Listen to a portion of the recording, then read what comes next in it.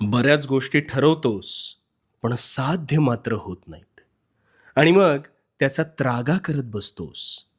माझ्याकडून काहीच होत नाही अथवा माझे नशीबच खराब आहे म्हणून स्वतःला कोसत बसतोस. हो ना? आता नेमकं कुठे चुकतंय ते सांगतो. मन लावून शेवटपर्यंत अगदी शांत चित्ताने ऐक. तुझी पहिली सगळ्यात मोठी चूक म्हणजे तुला वाटतं आहे, अजून वेळ आहे, उद्यापासून करतो. पण तो उद्या उजाडत नाही.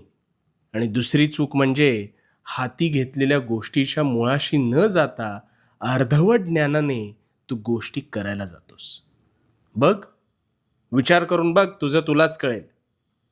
अरे नेहमी लक्षात ठेव, भरलेली घागर कधीच आवाज करत नाही.